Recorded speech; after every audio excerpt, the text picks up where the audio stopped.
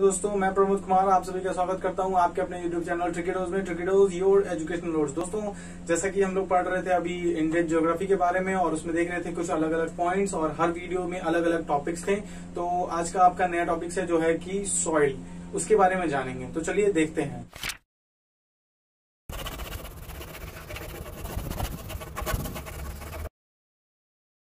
दोस्तों बात करते हैं जो कि भारतीय मृदा, जो कि सॉइल ऑफ इंडिया, इसके बारे में बात करेंगे। इसके बारे में जानेंगे क्या क्या है और किस किस प्रकार के सॉइल पाए जाते हैं अपने इंडिया में, भारत देश में। तो दोस्तों उसमें मैं पहले बता दूं कि सॉइल का फॉर्मेशन, जैसा कि आप पहले भी पढ़े होंगे और अभी मैं फिर से एक बार बता देता हूं कि सॉइल का फॉर्मेशन हुआ कैसे है। दोस्तों एक्चुअली क्या है कि जो नदियां हैं, नदियों के थ्रू जो कि पानी द्वारा, नदियों द्वारा जो है सो उसके बर्फ के टुकड़े, कंकड़ पत्थर द्वारा जो है सो वो सब क्षय होकर के उसका जो है सो इरोजन करके ऊपर से नीचे की ओर लाया गया है और वो धीरे धीरे टुकड़ा होता होता छोटा छोटा पार्टिकल में बनते बनते वो एक जाकर के सॉइल का फॉर्मेशन होता है।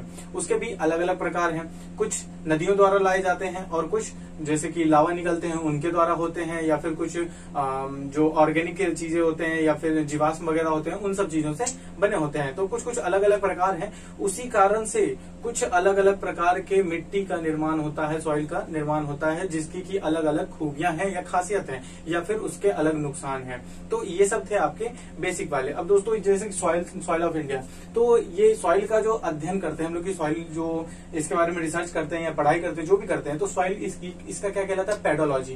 पेडोलॉजी मतलब जो मृदा का विज्ञान है उसको कहते हैं सॉइल साइंस। तो उसमें पेडोलॉजी उसका नाम है, ठीक है। पेडोलॉजी, इसके अध्ययन को, मृदा के अध्ययन को, मिट्टी के अध्ययन को पेडोलॉजी कहते हैं।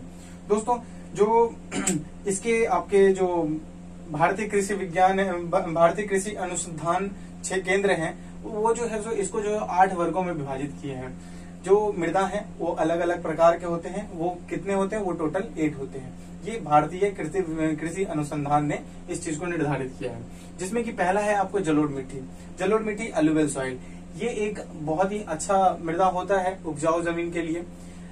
जलोढ़ मिट्टी, जैसा कि हमने बताया कि उत्तर से जब पानी, नदियां बहती हैं, अपने मुख से उद्गार होकर के पानी नीचे आती हैं बहते हुए, तो अपने साथ जो है सो किसी भी प्रकार का वो कंकर पत्थर जो भी है आते आते टूटता जाता है और एक सैंड क्ले बनकर यहाँ पर आ जाता है। तो उससे क्या होता है कि जो बेसिन है, जैसे गंगा का बेसिन हो गया या फिर ब्रह्मपुत्रा का बेसिन हो गया, तो उन सब का निर्माण होता है। तो वो जो है सो आसपास के क्षेत्र जो है वो आपको इसका जलोढ़ मिट्टी का होता है। ये तटीय इलाके हो गए या फिर आपको दक्षिणी भाग हो गया, मतलब पर्वतीय श्रृंखलाओं का दक्षिणी भाग हो गया अपने भारत देश में, जो ऊपर से हमने बताया था।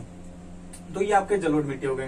दोस्तों जलोढ़ मिट्टी का जो स्थान है टोटल, ये कहाँ कहाँ पाए जाते हैं? तो भारतवर्ष का जो कुल क्षेत्रफल है उसका करीब 22%, उसका कुल 22% आपको जो है सो जलोढ़ मिट्टी का क्षेत्र पाया जाता है। इसमें क्या होता है कि जो है सो नाइट्रोजन फिर से ह्यूमस वगैरह ये सब ना के बराबर, मतलब कम मात्रा में होते हैं। लेकिन वहीं पे अगर बात करते हैं जो लाइम हो गया या फिर पोटास हो गया, उन सब की मात्रा इसमें परिपूर्ण होती है, भली भांति होती है, जिससे कि हमारी उपज प्रॉपर हो जाती है और एक उपज के मामले में अच्छा माना जाता है किसी और मिट्टी से नहीं, थोड़ा थोड़ा माना जाता है। इसी में अगर बात करते हैं कि इसके भी अलग अलग 2 प्रकार होते हैं, जैसा कि हमने आपको बताया था खादर और बांगर। इससे पहले जब हम पढ़ा रहे थे, जब मैदानी क्षेत्र के बारे में पढ़ा रहे थे, तो उसमें हमने बताया था कि 2 भाग होते हैं, जो कि होते हैं खादर और बांगर। खादर और बांगर में थोड़ा अंतर यही था कि खादर जो है सो आपको जो तटीय इलाके में आ जाते हैं वो हो गए, और बांगर जो हो गए उससे और नीचे वाले इलाके में हो जाते हैं। तो ये दोनों उसके प्रकार होते हैं। बात करते हैं जो काली मिट्टी है, ब्लैक कॉटन सॉइल, उनके बारे में। तो ब्लैक कॉटन सॉइल क्या होता है कि ये जो है सो आपका इसका जो निर्माण होता है, जब हम वर्ल्ड ज्योग्राफी पढ़ा रहे थे उस वक्त हमने बताया था कि वर्ल्ड ज्योग्राफी में जब हम वोल्केनो पढ़ा रहे थे उस वक्त हमने बताया था कि जो लावा बाहर निकलते हैं, उसका लावा जब बाहर आता है कूलिंग होने के बाद वो जम जाता है, पत्थर बनता है। लेकिन बहुत लाखों अरसों वर्षों बाद जो भी है वो एक वेदरिंग प्रोसेस हो या फिर किसी भी कारण से वो टूटता है और वो सॉइल का फॉर्मेशन उससे जो होता है, तो वो काली मिट्टी का निर्माण करता है।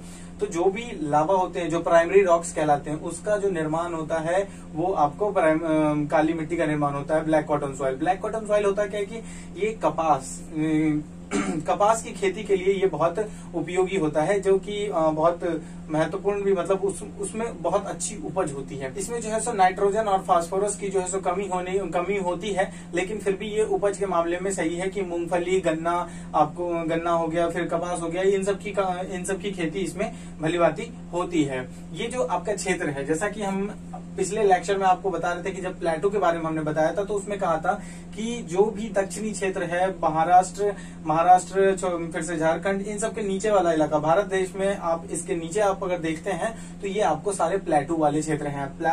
प्लेटू जो बनता है वो किससे बनता है? मैक्सिमम आपको वोल्केनो के जो है सो मैग्मा लावा से बनता है, तो इनके द्वारा बना हुआ, और उसी से आपको काली मिट्टी का निर्माण होता है। तो ये ज्यादा है। तो पूरे जो दक्षिणी क्षेत्र है उसमें हो गए, कुछ मिजोरम साइड है तो उधर हो गए। तो ये सब कुछ क्षेत्र हैं अलग अलग, लेकिन मैक्सिमम जो है आपको दक्षिणी भाग में, भारत के दक्षिणी भाग में ही आपको काली मिट्टी मिलती है। इसका जो प्रतिशत है पूरे देश में वो आपको करीबन 29.62%, इतना परसेंट, मतलब इतने परसेंट क्षेत्र पर जो है सो आपको काली मिट्टी पाई जाती है। कहते हैं रेड सॉइल के बारे में। रेड सॉइल क्या? लाल मिट्टी।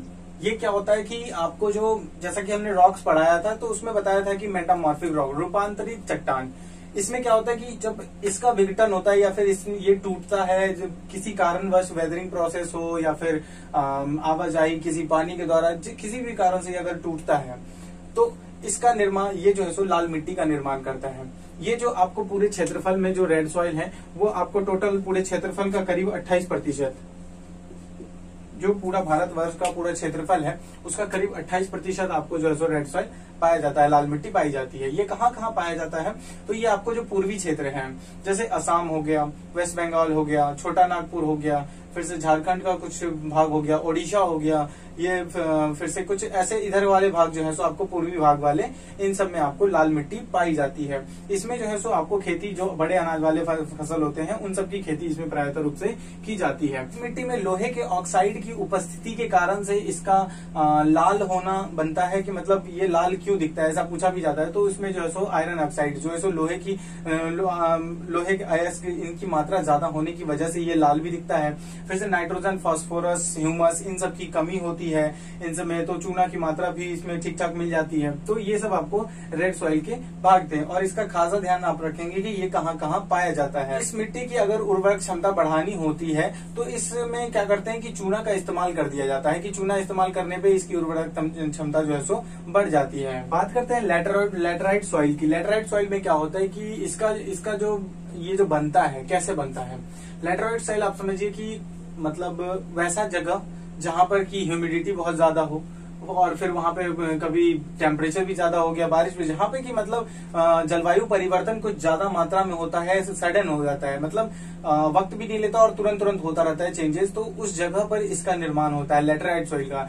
ये जो सॉइल होते हैं ये एक्चुअली में आपको पर्वतीय क्षेत्र में, पठार वाले क्षेत्र में, इन सब जगह में ज्यादातर पाए जाते हैं। ये आपको उपयोगी जो है, ये आपको चाय के बगान के लिए उपयोगी होता है। तो आप जैसे ईस्ट में जाते हैं तो वहां पे आप देखते होंगे कि चाय की खेती होती है, तो उन सब जगह में इसकी जो है सो प्रायतः रूप से ये पाए जाते हैं ऐसे मिट्टी, और वहां पर चाय की खेती होती है। इस मिट्टी की जो एक थोड़ी सी डिमेरिट्स है, मतलब वो है कि रेड सॉइल जो है उससे इसकी उर्वरक क्षमता कम होती है, इसलिए इसमें जो है सो मोटे अनाज वगैरह या फिर दलहन, तिलहन, इन सब अनाज की मतलब ये सब इसमें उपज होते हैं, और इन सब की मात्रा यहाँ पे ज्यादा है। बात करते हैं फॉरेस्ट सॉइल के बारे में, जो की है वनीय मिट्टी। वनीय मिट्टी में क्या कि मतलब जंगल में जो पाए जाते हैं मिट्टी, उन सब के बारे में। ये एक्चुअली में क्या होता है कि जीवाश्म द्वारा बने होते हैं, जो खरपतवार जंगल में जो भी पाए जाते हैं उन सब के द्वारा बने होते हैं। एक्चुअली ये वहां पाए जाते हैं जहाँ की ढलान वाला क्षेत्र हो, जैसे कि पर्वतीय क्षेत्र वगैरह, वहां पे ही इन सब की मात्रा ज्यादा होती है। तो इनकी जो परत होती है वो बहुत पतली होती है किसी और मिट्टी से, जैसे कि आप लाल मिट्टी हो गया या जलोढ़ मिट्टी हो गया, उन सब की डेप्थ में देखेंगे तो बहुत ज्यादा डेप्थ तक मिलता है, लेकिन ये आपको बहुत कम डेप्थ तक मिलता है, तो ये पतले में होते हैं। ये इसमें जो खेती होती है, इसमें एक बहुत फेमस जो खेती है बहुत पुराने टाइम की, वो है आपकी झूम खेती। झूम खेती अक्सर इसमें होती है। एक्चुअली क्या होता है कि ये जंगलों में पाया जाता है, तो जंगल में लोग क्या करते थे पहले कि वहां पे जो है सो कहीं से एक जगह ढूंढते थे और जंगल कटिंग करके वहां पे उसको जला वला देते थे और साफ करके वहीं पे खेती कर लेते थे और फिर चले जाते थे। तो ये जो एक प्रक्रिया है पूरी तरह से प्राकृतिक रूप से निर्भर। तो वैसी वाली प्रक्रिया को झूम खेती कहते हैं। तो ये फॉरेस्ट सॉइल जो है इसमें आपको झूम की खेती होती थी। इसमें जो फसल लगते हैं वो बागवानी वाले फसल लगते हैं। जैसे कि हमने गार्डनिंग फार्मिंग में बताया था कि एग्रीकल्चर के बारे में बता रहे थे, तो उसमें बताया था कि गार्डनिंग फार्मिंग उसमें क्या होता था कि जो वैसे फसल जो कि गार्डन में लगा करके बना सकते हैं, उसका उपज कर सकते हैं, तो वैसे फसल का इसमें उपयोग किया जाता है। चाय हो गया, कहवा हो गया, फल हो गए, फूल, तो इन सब की खेती इस जगह पे की जाती है आराम से। फिर वही बात करते हैं डेजर्ट सॉइल, मरुस्थलीय मिट्टी। मरुस्थलीय मिट्टी में क्या हो जाता है कि यहाँ पे मरुस्थलीय मिट्टी में कुछ वैसा खास नहीं है। यहाँ पे लोहे की मात्रा ज्यादा होती है, ह्यूमस, फास्फोरस ये सब कम मात्रा में होते हैं। तो इस वजह से जो है सो ये आपको यहाँ पे मोटे अनाज का उपज ज्यादा होता है। जैसे कि दलहन वगैरह हो गई, ये मोटे अनाज वाले फसल हो गए, मक्का हो गया, तो इन सब में जो है वो मोटे अनाज वाले फसल की होती है उपज। फिर बात करते हैं अल्कलाइन सॉइल, क्षारीय मिट्टी। ये क्या होता है, इसको आप एक लोकल लैंग्वेज में यही समझिए कि मान लीजिए कि कहीं पानी जमा हुआ है, कोई ऐसा जगह है पानी वहां पे जमा रहता है हमेशा, या फिर किसी कारण से वो बंजर है, जिसको आप लोकल लैंग्वेज में बंजर, उस्सर, कल्लर, ऐसे टाइप के वर्ड से अलग अलग क्षेत्रों में इसका उपयोग किया जाता है। इस वर्ड से इस चीज को बुलाया जाता है। तो वैसे जगह जहाँ पे की उपज नहीं है, वहां पे जो सल्फर ऑक्साइड की मात्रा, सल्फर कैल्शियम ऑक्साइड की मात्रा, इन सब की मात्रा जो है सो ज्यादा होने की वजह से वहां पे कोई ऐसी उपज है नहीं, और उसकी उर्वरक क्षमता कहीं ज्यादा कम हो जाती है। तो इस वजह से ये उस प्रकार की मिट्टी में आते हैं। यहाँ पे नारियल और तार जो कि लंबे लंबे पेड़ होते हैं, उन सब की खेती इन सब में कर दी जाती है, मजबूरन, बस यही समझ लीजिए, पर कर दी जाती है। तो वो कुछ न कुछ होता रहता है। बात करते हैं जो पीट सॉइल, जैविक मृदा है। ये क्या होता है कि इसमें नाम में आप समझ लीजिए जैविक मृदा। क्या होता है कि कोई ऐसा जगह है जहाँ पे कि जैविक पदार्थों का एक तरह धीरे धीरे जमते जाना और वहां पे सॉइल बन जाना उसका, तो ये जो है सो आपको जैविक मृदा का उदाहरण है। इसमें फॉस्फेट वगैरह की कमी बहुत ज्यादा होती है, तो ये जो है सो उर्वरक क्षमता में बहुत ही कम माना जाता है। इस वाले मिट्टी को जो है सो उर्वरक क्षमता में कतई बहुत ही ज्यादा कम माना जाता है। फॉस्फेट और पोटास वगैरह जो है सो इसमें बहुत कम मात्रा में होते हैं। तो दोस्तों ये थे आपके टोटल जो 8 सॉइल थे, उसमें आपको ये ध्यान रखना है कि ये किस क्षेत्र से रिलेटेड है और कहाँ कहाँ पाए जाते हैं, ये सब आपको जानना इसमें बहुत जरूरी होता है। दोस्तों मिट्टी की जो समस्याएं हैं उसमें आप समझिए कि जो जैसे कि पानी का जल जमाव हो जाना, पानी का ना निकासी होने की वजह से अलग एक सॉइल का फॉर्मेशन हो जाना, फिर वही बात करते हैं कि भूमि का बंजर हो जाना, कोई मानव द्वारा जो है सो मिट्टी की कटिंग हो गई तो उसको मानव मृदा का शोषण कहलाता है, तो वो सब हो गया। तो इन सब से जो है सो मृदा पर इफेक्ट पड़ता है, सॉइल पर इफेक्ट पड़ता है इन सब कारणों से। दोस्तों पूरे देश में जो मतलब जमीन है, मतलब भारत का जो एक क्षेत्रफल है, उसका आपको करीब जो है सो 60% भूमि उसका बंजर है। पूरे देश का जो है 60% भूमि बंजर है, जिसमें कि आपको इसमें कुछ नाम बताता हूं मैं कि पहला हो गया इसमें आपको JNK, जम्मू कश्मीर, इसमें यहाँ पे सबसे ज्यादा बंजर है। फिर दूसरा आपको हो गया मध्य प्रदेश, फिर तीसरा आपको हो गया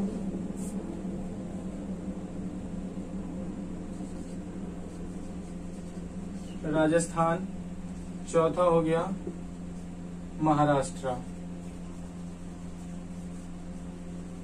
ये कुछ ऐसे स्टेट्स हैं जहां पर कि सबसे ज्यादा भूमि बंजर है, उसका कोई उपयोग नहीं है, उसको उपयोग में नहीं लाया जा रहा है। वो किसी कारण, चाहे वो जल जमा हो जाना, चाहे मरुस्थलीकरण हो जाना, चाहे मानव द्वारा शोषण किया जाना, तो इन सब कारणों से वो जमीन बंजर होती है। दोस्तों सॉइल के लिए इतना ही कि सॉइल में क्या क्या पढ़ने हैं, नहीं पढ़ने हैं, उन सब की बात करेंगे।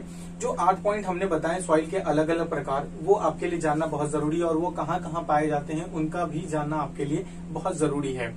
सॉइल को पहचानेंगे कैसे, तो उसके बारे में जो उसकी क्वालिटी है उसको जानेंगे। जैसे कि किसी में सल्फर कम है, किसी में चूना ज्यादा, लाइम ज्यादा है, कोई क्षारीय है, तो उसकी टेस्टिंग करने के बाद पता चलता है कि सॉइल कौन सी है या कैसा है। या फिर कुछ एपिडियंस के थ्रू भी, जैसे कि वो लाल मिट्टी है तो लाल तरह दिखता है, लाल के जैसा लाल दिख रहा है, काली मिट्टी है काला दिख रहा है। काली मिट्टी का भी एक अलग एक क्वालिटी है, जो कि आप उसकी श्रिंकेज और स्वेलिंग बहुत ज्यादा मात्रा में होती है।